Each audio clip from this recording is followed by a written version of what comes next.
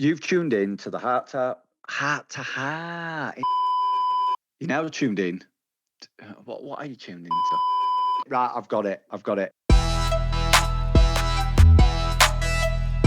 You've tuned in to the Heart to Heart podcast with myself, Andy, and Mouse, diving into behind the scenes of a creative mind, from the highs to the lows and the trials and tribulations that they face on a day-to-day basis. So sit back, enjoy, as the episode's about to begin. But please note, there is explicit content within.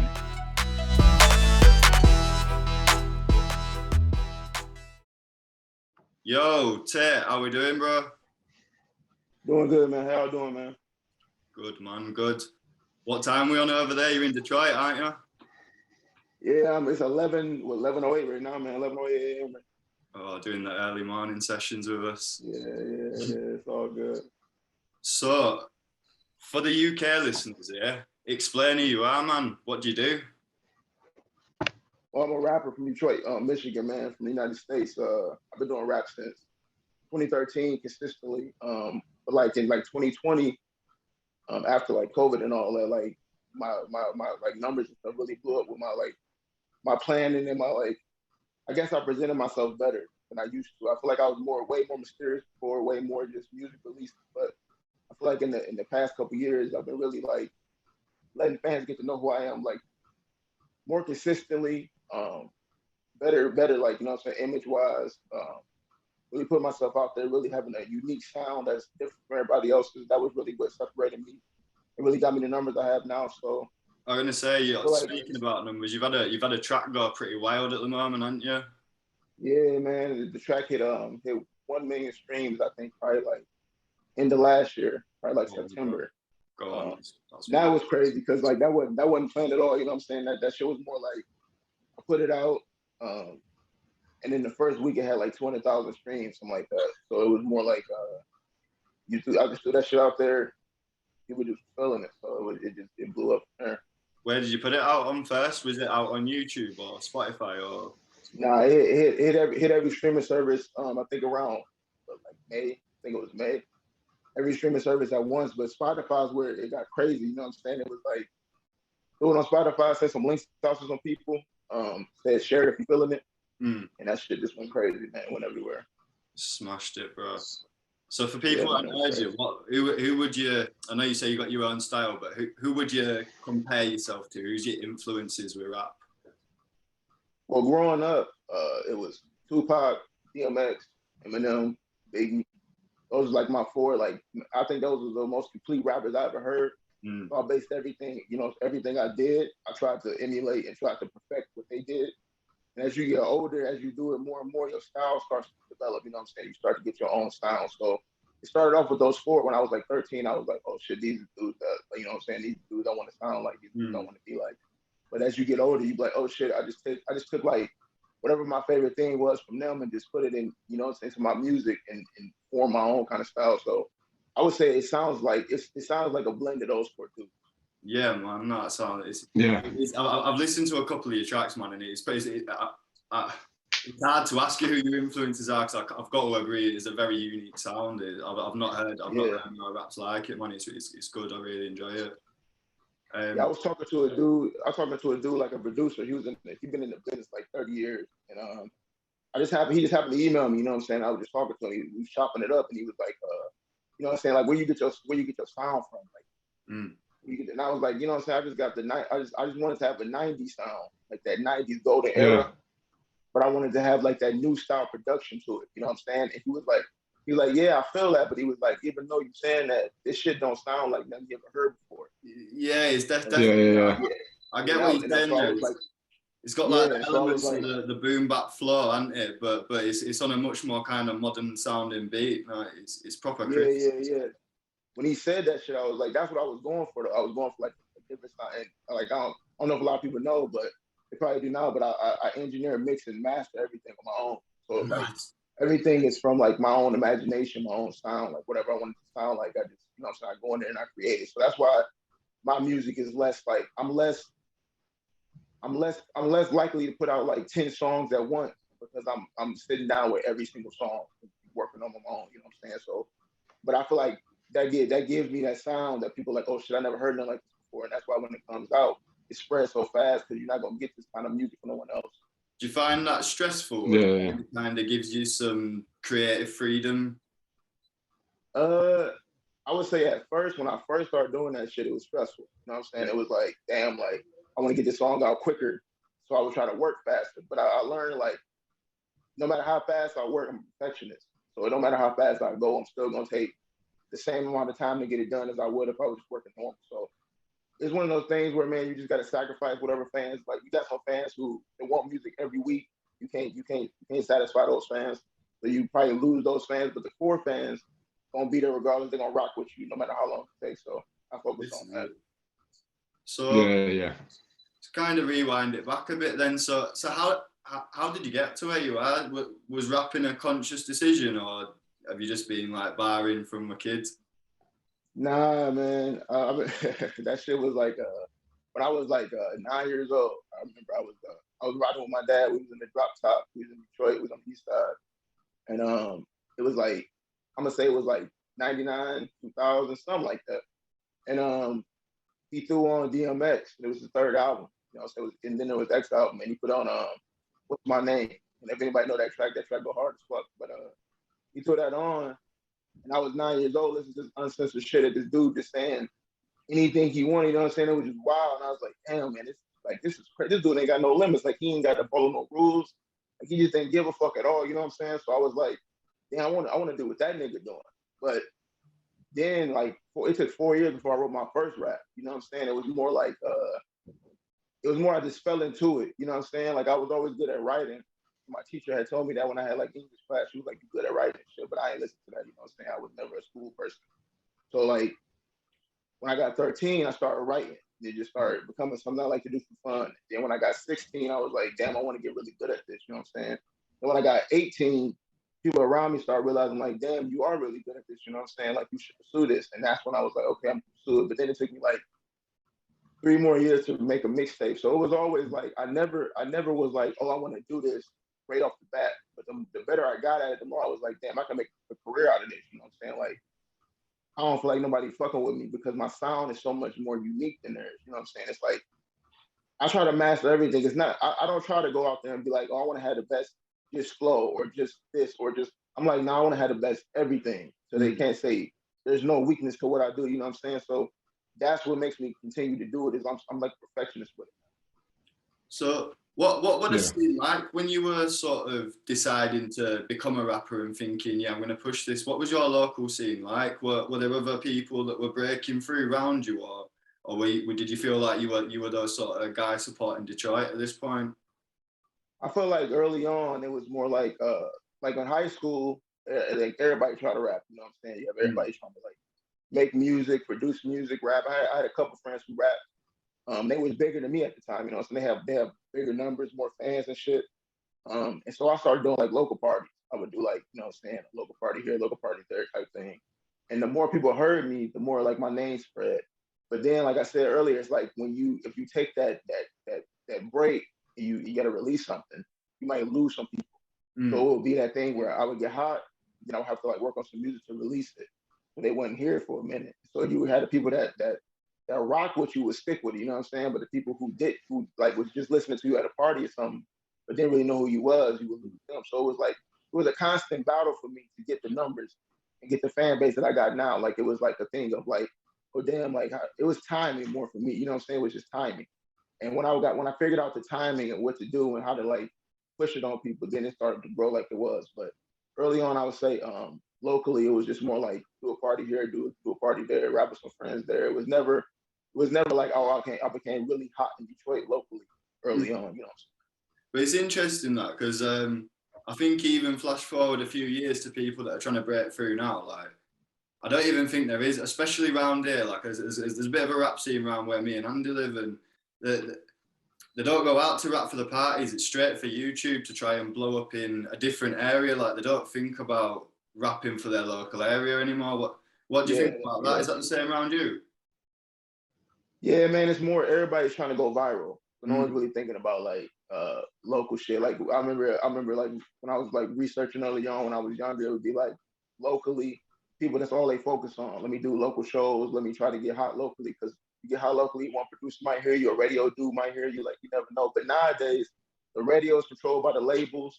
You got like concerts controlled by labels, so it's way harder for you to get popping locally. Is less effective as it is for you to go viral. If you go viral, like you make one song viral, you never know. You know what I'm saying? You could hear it. You could end up going from unknown 1 week to a label deal in a couple weeks. You know what I'm saying? So people gonna focus on that, because most people gonna honestly make music for the money. Like, you can't really control that. It's the music business, so it is what it is. So, I mean, I feel like I should have asked this already. Are you signed, or are you still independent at the moment? Still independent, man, but I've been getting offered. I've been offered, like, I think last year I was offered like 3 deals. I've been offered a deal this year already. For me, like I was telling the last person I just talked to about the deal, I was like, I'm not gonna just sign any deal, because I feel like I'm building. You know what I'm saying? I'm building this. So for me, it's like, whoever I sign with, I want to sign with somebody who's gonna let me be me. You know what I'm saying? They're not gonna try to control what I'm doing. They're not gonna try to steer me as an artist and what direction they want me to go in. I don't want to have to be like regulated on what I can say, what I can't say. You know what I'm saying? Where I gotta shoot it at, where I can't shoot it at. I want my shit to be my vision. You know what I'm saying? What I want to do. On the money side So of it as well, that's where I'm at with it. I think a lot of these labels, people fall for the money straight away, don't they? They see a bit of money that they ain't got at the moment. But obviously, if a label's willing to give you, I don't know, like 30,000, 40,000, 50,000, they obviously think that they can make more money off your music than that. It's a worthwhile investment. So, I mean, in my opinion, I wouldn't sign until they're giving me that life-changing money. Exactly, man. Right?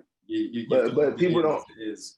A lot of people don't know that, man. I've been on the phone with so many lawyers and shit. And they be trying to like hit you with the lawyer talk and all this shit. But it's like, I research everything. I research not just the music, but the business side of it. So I know what a 360 deal is. I know what, like, how the percentages are working. I know what they're doing towards the concert. So when I sit down with a label and they give me the contract, I got my business attorney and shit, but my entertainment attorney. I mean, but you still sit down and you be like, there's certain things you want. Like, certain things you're gonna compromise with, and they're gonna compromise too. Like, any kind of business meeting you do, if both sides leave the table like, damn, I could have got a little bit more, then that was a good business meeting. If you leave, but if one side leave the table like, damn, I just got fucked, like, that was a horrible meeting for you. You know what I'm saying? Like, if one side got everything they wanted and you ain't get shit, what was the point? You know what I'm saying? Like, that's how I look at business. So I can just imagine you and Andy in a meeting together right now. I think that'd be people's worst nightmare. Fucking hell, you two would tear heads off in a meeting. yeah, man. Like, I'm terrible. I'm like that, straight down. Like, when we're organising events and stuff, and we're going in, mate, I'm cutthroat. Like now, I'll sit there, I'll take it all in, I observe. I'm like that sniper waiting to shoot. You know what I mean? And you've got to be. You know what I mean? No, you gotta be able to see through the bullshit. They gonna hit you with a lot of like, oh, this show, like, they gonna hit you with the things that you want the most. You know what I'm saying? But what's underneath all that? What's the ownership? Who owns it? Who's running it? Who has the say in it?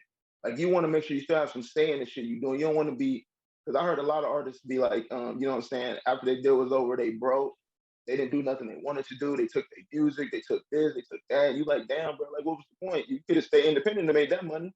There was wasn't there someone, who was it? It was a massive pop star recently that was trying to get the rights back to their songs. I can't remember who it was, but yeah, it's a big problem even for the big people that come out of this, and they don't even own their own music by the end of it. No, man, they don't. And and the thing about music is this, and you gotta just be honest with it. Like, it's a window. You know what I'm saying? You're not gonna be hot forever. Like, that shit is not realistic. So when you do get hot, you got to capitalize and make as much money as you can. And if you waste 10, 15 years and you don't own shit, like, you just blew up. You know how much money you just blew? You like, no, like, look at these artists who sell their catalog. You know what I'm saying? They selling their catalog for like 100 million, and you don't own shit. It's like you missed out on $100 million because you didn't want to sit down and have an uncomfortable meeting and be like, yo, I want my shit. You know what I'm saying? So I don't want to be in that boat, man, for real. No, this is it. No, it's a smart move. It's a very smart move. Stick independent until they give you a deal that you can't refuse. Exactly, man. Exactly. So, what's in the works for you at the moment, then? Right now, man, I'm a little bit. I disappeared a little bit. I've been working on this mixtape, so like, man, I'm trying to be active on social media. But I know people notice, and like I'm posting less stories, I'm posting less shit like that, because it's like when I get caught up in music, man, I'm just focused on music. Like I'm not an influencer, I'm not a social media influencer. So like all my shit is based on my music. When I'm posting, it's music coming out. But so I have like a couple freestyles coming, some like little reels and shit to like keep the content out. But I'm working on the mixtape right now, man. So that should probably be out like summertime. So something that interests me, because obviously both me and Andy are artists, we're painting and all the rest of it. So getting in the zone, how do you get in the studio zone to rap, to make your music?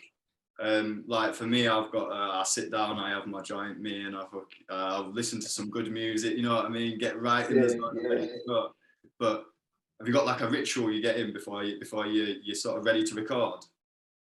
Nah, man, it's I would say when I write the most is life shit. Like life gets me inspired, you know what I'm saying? So like if I'm going through anything stressful, or if I'm going through anything, you know what I'm saying?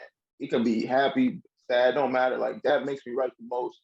And when I'm the type of person where I can take like 6 months off of writing and just be like, you know what I'm saying, I don't have shit that I want to write about, you know what I'm saying? And then it could just be a week where I'm like, I'm gonna write fucking 10 songs this week, you know what I'm saying? So it's just one of those things where it just depends on how my life is going. Right now, I feel like I'm in a place where I'm like, damn, I want to make new music. I want to put some new music out. You know what I'm saying? I want to put some shit out like that people haven't heard. You know what I mean? So that's where I'm at right now. But I feel like my thing has always been random, man. I write music randomly. I record randomly. I engineer shit random. So I don't have like a set strategy for what I do. That's why when people ask me like, you know what I'm saying, how you do this, how you do that, I'm like, man, listen, I can tell you like the technical way to do it. You know what I'm saying? But the way I do it is so this has to be the everything, like the stars have to have aligned right, and like just I'm more like I wake up and I'm just inspired. You know what I'm saying? I'm like, damn, I wanna work on some new shit. That's how I've been lately. I'm just like, but the reason why no one ever knows is because I don't work with no one else. It's just me. I'm like a one man, you know what I'm saying? One man studio type shit. So I just go in and I do my own thing. Yeah, man. So what's been your inspiration at the moment? New inspiration? I would say, man. I would say new inspiration right now is just like trying to go get it. You know what I'm saying? It's a hunger. It's a hunger to success. You know what I'm saying? When I hit 100,000 on Instagram, it wasn't like I didn't celebrate. I was like, damn, I want 1 million. You know what I'm saying? It was like, I want to go get this shit now because I see it building, and I see people reaching out, and I see a lot more attention. So I'm like, my whole mindset lately is like, let's go get this shit, man. Let me go ahead and finish it off. Get that success that I'm looking for, and then chase a legacy. You know what I'm saying? That's my whole focus lately. So that's where I've been at. So do you know what I like about? Hang on, Mel. Do you know what I like about it? Is jumping back to saying that you're not going down that influencer route and stuff. And this is what I like about you and your journey, is because the numbers are building purely because of the music. Yeah, you share on your stories and stuff and whatever else, but more along the appreciation of the fans and people who are locking all your songs in and stuff. And this is what I like and I'm inspired by, because like you say, you're behind the scenes letting it roll and letting the music do the talking. You know what I mean? Yeah, man. That's always been my mindset. It's like I don't want to fall into that. Oh, he just an influencer, or he make. Because I see these corny ass videos people doing, like trying to get views, even though they're a rapper or whatever, and you can tell that's not what they want to be doing. But they trying to just stay consistent and stay viral. I'm like, I ain't trying to do all that shit, man. I'm not an influencer. I'm not a fucking like, I'm not a advertising dude. I'm not none of that shit. I'm a rapper. You know what I'm saying? My shit comes from purely from the street. My shit is like from the mud type shit. My shit is like, it's like when people hear my sound, I'm like, oh shit, that's dark. It's like, bro, I've been rapping like that before people know who I was. Like that's just the way I rap. You know what I'm saying? So I never want to lose that edge that made me fall in love with the shit, because I feel like if I lose that, there's no point in me doing it. I don't give a fuck if I had $1 million deal on the table. If I don't love this shit, I'm not gonna do it. It's always been. That's interesting. Yeah. Kind of led me into a question I was going to ask anyway, actually. So I was going to say, right, so obviously I've seen a lot of rappers that have blown up me, and then once they get that proper famous money, they don't have nothing to rap about anymore.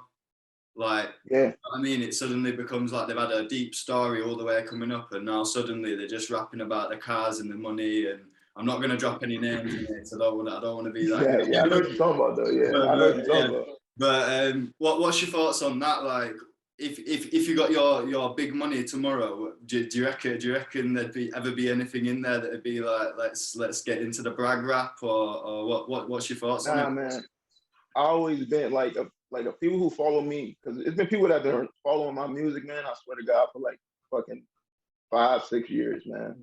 So people that been following me that long, they know like I've made mixtapes that got so fucking dark that people turn them off like in the middle, because you know what I'm saying. It's just like one of those things. So I always been like I always have pushed it back against the brag culture.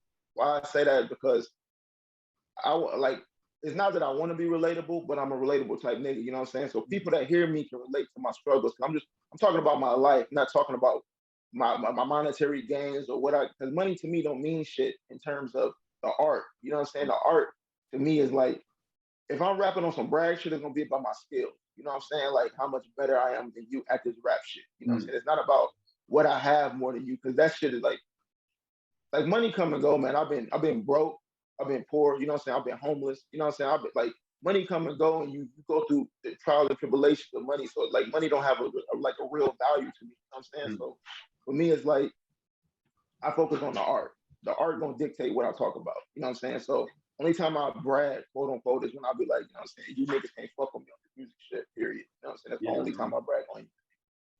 So switching it up a bit, I'm a massive hip hop fan, me. I do love your American hip hop, but where my heart is UK hip hop. What have you ever heard any? What's your thoughts on it if you have? That UK drill type style? Nah, the drill's not for me. I'm a proper hip hop head, man. We do some good proper hip hop. Oh, yeah. I mean, I've heard of a couple artists from over there, man. Because now I feel like now, especially with the, like we was talking about earlier, with people going like viral and not trying to focus on being local, you got a lot of UK artists like collabing with American artists, and so it brings that sound over here. And so I've heard like the grime scene sound. I've heard like the real sound. So I've heard it. It's good, but like we was talking about before we got on, it's like the slang. You know what I'm saying? You don't always know what they talk about because it's just a different lingo. But you can say that shit about anybody. You can say that shit about niggas from Chicago. If you're not from Chicago, you can say that shit about people from the West Coast. If you're not from the West Coast, like. But I like that. I like that. I like learning something new. You know what I'm saying? I like hearing something like, damn, what's that mean over there? You know what I mean? So I mean, to me, all rap is good rap. You know what I'm saying? As long as it's pure rap. You know what I'm saying? It don't matter how you sound, as long as it's pure. Obviously, you got some trash ass niggas out here, but it's like the pure artist. Yeah. The pure art to me is like that. Nothing beats that shit. This is it, man. No, this is it. But it's interesting because I say we've got some really big rappers over here that do really well. But I mean, and it's only right 'cause it comes from your scene, but. Like the influences are always seem to be the same. It's like Biggie and Pac. I grew up listening to Biggie and Pac, and this is what got me rapping. Exactly, man. It's great to see this. It's worldwide. It's everywhere. Everyone.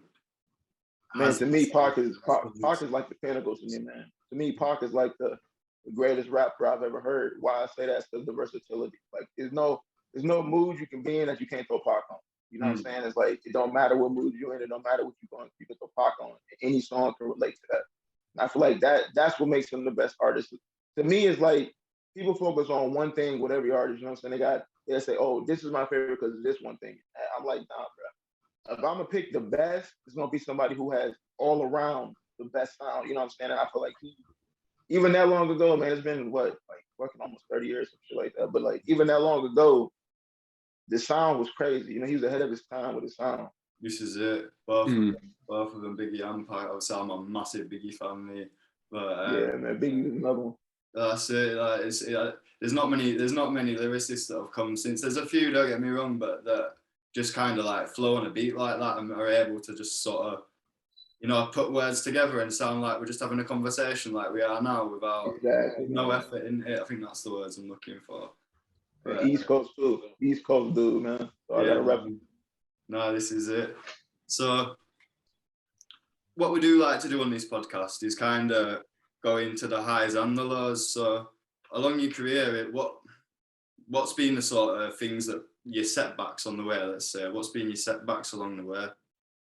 Shit, man, I could talk about that all day, man. I would say early on when I first got into music, when I first made my demo, I would say that one of the early setbacks was money. You know what I'm saying? It was the lack of money. It was like back then to make music was so costly because we didn't like you didn't have like all this equipment you got now, all this software you got now to just like make anything you want at any moment. You can have this. So you had to go to a professional studio, you know what I'm saying, and pay a dude to make a track and all that shit. So, and the better you wanted the track, the more money you got to spend. So that was early on step back.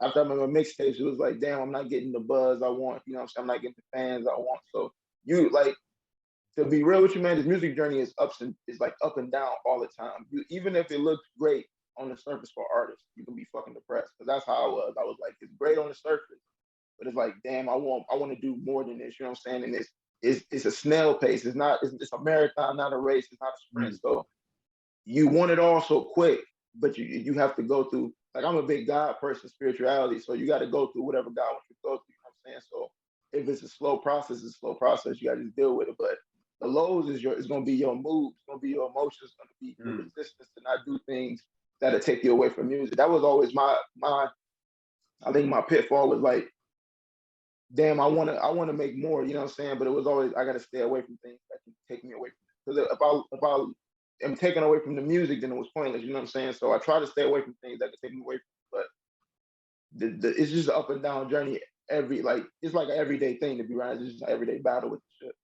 Yeah, man. So like, obviously that answer if you don't want to. But what some of these distractions that were trying to take you away from the music? Damn, man. So like everybody who know me know I got a horrible temper, bro. My temper's horrible. So like for me, it's like I'm not thinking about, oh damn, you got this on the table and that on the table, don't work.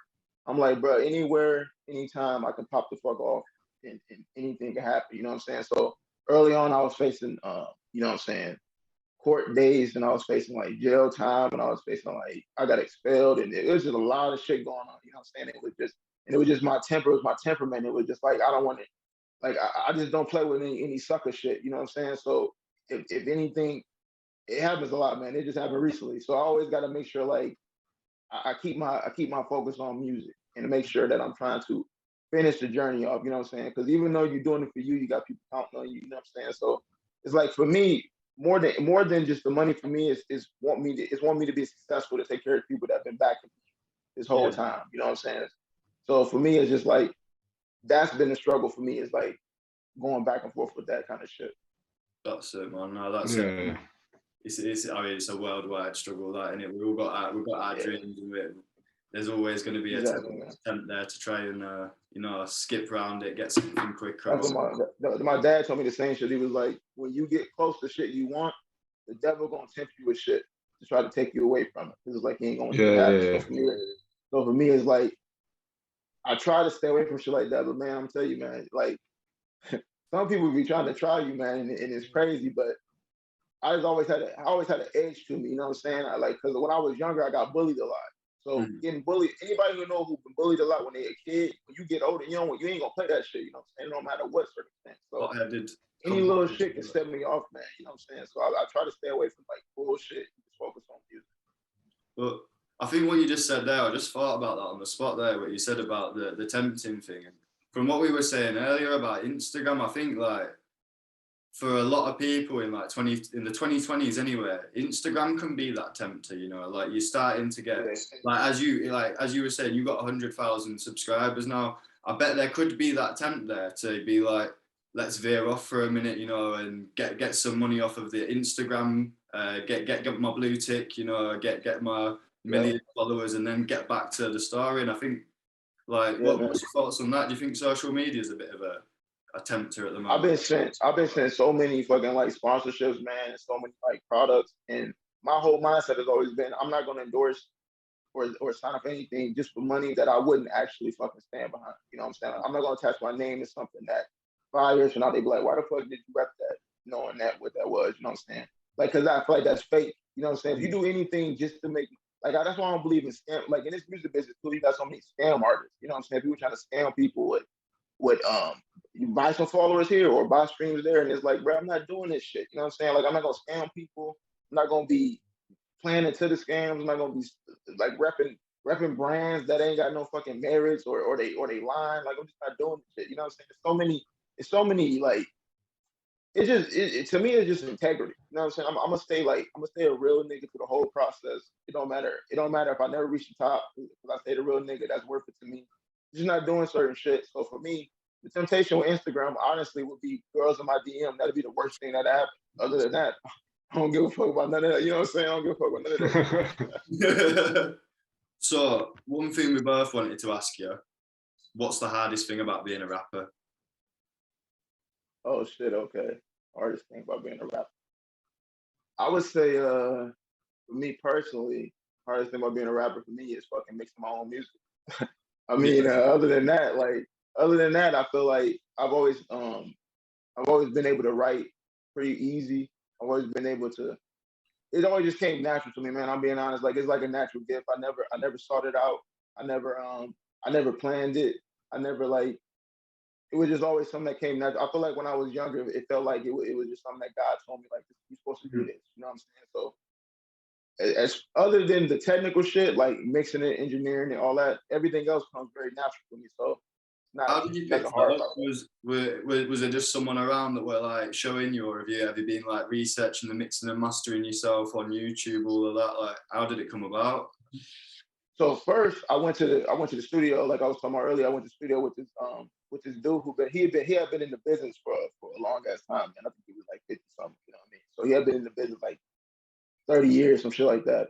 And he kind of introduced me to how like it works. You know what I mean? How to engineer, how to mix and master. But after I left that situation, like I said about the money earlier, I couldn't afford to do that anymore. So I was like, damn, I got to figure out like how to continue to make music because that's my passion. You know what I mean? So after I left that situation, I was like, okay, let me sit down and figure it out. And so it would be like it would just honestly trial and error. You know what I mean? Like it was like, oh, this shit don't sound good. This shit does, and it would just get better over time until like one night I was watching like you said YouTube one night. You know what I'm saying? And I came across an artist that I'm a big fan of, and he was sitting there mixing his own shit. So I just sat down and watched him and just studying what he was doing. And I was like, damn, I got a mixtape that I never finished. And I was like, damn, I really want to sit down and finish that. And that's the mixtape. Like When They Find Me and all those songs I was putting out, that's the mixtape. I recorded that mixtape back in 2018, man. But it wasn't until I sat down and understood the art of engineering, mixing, and mastering, I was like, okay, now I'm ready to put this out there because I feel like it has the sound, it has the quality of what I wanted to sound like. You know what I'm saying? So that's why it took me like 3 years to actually put that mixtape out because I was sitting down figuring out what sound I wanted it to have. You know what I'm saying? And so it was just trial and error for me. Yeah, man. No, that's it. Yeah. And it gives you super strength as an artist, though. Do you know what I mean? With the road that you're taking and methods, you're cutting out the fucking middleman to as far as you possibly can. So it's just giving you those strengths for when you do get that opportunity. You fucking solidified in what you do. You know what I mean? There's no fucking bullshit in you because you've done everything possible that you've fucking put your knowledge to. Do you know what I mean? Exactly, so it is. It's I hear that shit all the time. It's like my dad was telling me, he was like, you know what I'm saying? The only good thing about doing it the way you're doing it is you're going to learn every aspect of the business. It's not going to be nothing you're going to walk away like, oh, can you not do this? I can do everything they need. So with me coming in, it's not going to be a situation where it's like, oh, we need to hire all these people to get an album out with him. It's more like, hey, man, give me the fucking producer. You know what I'm saying? Give me an assistant engineer. Let me go get this shit. Like, get out the way. I'm good. You know what I mean? So for me, it's just, I'm so like, I don't know, man. I'm just so like passionate about it. It's like, if it's not perfect, if it's not the way I want it, I don't want to do this shit. So that's how I approach it. Yeah, man. No, it's sick. No, it truly does. Like, it's independent. It's what it means, isn't it, in the dictionary? Yeah, not just independent from the labels, but stand on your own 2 feet. Chase your dream. Exactly. Man, no, smashed it. Should be proper proud of yourself. Appreciate y'all, man. So how we kind of like to end these is a bit of advice, man. What would you say to someone that was in your situation in 2013 that's thinking, yeah, rap's my thing, I'm gonna do this? Someone from Detroit, even literally in your shoes, what advice would you give them? I would tell them, man, don't let nobody change your sound. I think that's the most important thing to me is like, don't let nobody come in and micromanage how you sound. Don't let nobody change the way you want to sound. If you want to be a party rapper, if you want to be a gangster rapper, if you want to be, you know what I'm saying, boom bap, anything you want to do, you do that. You know what I mean? Don't let nobody come in and tell you, well, if you do it this way, you'll get signed quicker. Or if you do it this way, you make more money faster, or you'll go viral. Like, fuck all that. Like, whatever you feel like you was born to sound like, stick to that sound, grind that out, and whatever's gonna come is gonna come from that. You know what I mean? So I would just tell you, never change for one person's opinion. That's just one person. The most important opinion of your music should be your own opinion. You know what I'm saying? If you like your shit, then you rock with it and you go and you die with it. You know what I mean? But if that's just how I've always been with it. Like you got to be the 100% on board. If you're not, then you're not making shit you like. Yeah, man. Nah, smash it. Yeah. And kind of last question, really. Where do you think we're going to see you in the next 5 to 10 years? What's the plan? Where? Every man, I'm gonna tell you, man. Every vision I've had has come true. So I feel like in 5 to 10 years, bro, you're gonna see me at the top. You're gonna see me at the top of this shit, and I'm just gonna change the landscape of. I feel like rap has really lost its way. It's really become watered down of what it used to be. You know what I mean? No one really gives a fuck about the art like they used to. So in 5 to 10 years, my vision of what I want music to be is gonna be a bunch of artists out with art that they lead first with the art, and I'm gonna be the one that brings in that new storm of that new generation, the niggas who just all they live and breathe is music. You know what I'm saying? They don't give a fuck about the politics. They don't give a fuck about, you know what I'm saying? Like the minds of Taite, all they care about is making the music they want to make. Like I grew up with, you know what I'm saying? So in 5 to 10 years, man, I'll be at the top of this shit and I'll be changing the landscape and making it look like the way I want it to look. I'm praying for you, bro. Yeah. Appreciate y'all, man.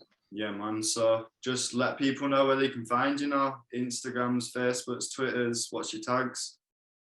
Yeah, man. So y'all can find me at Taite313 on Instagram. It's on Twitter. If you want to give a like on Facebook, it's TaiteHP. It's TAITE. And shout out to my boys right here, man.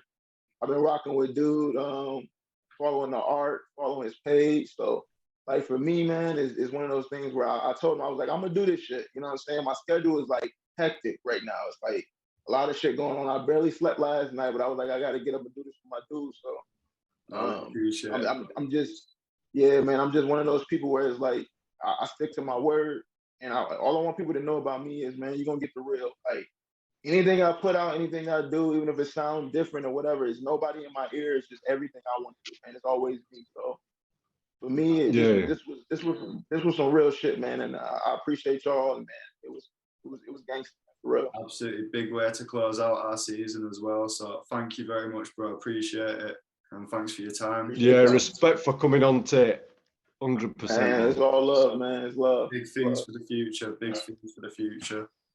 Appreciate y'all, man. Yeah, man. Catch you soon, bro. Sweet.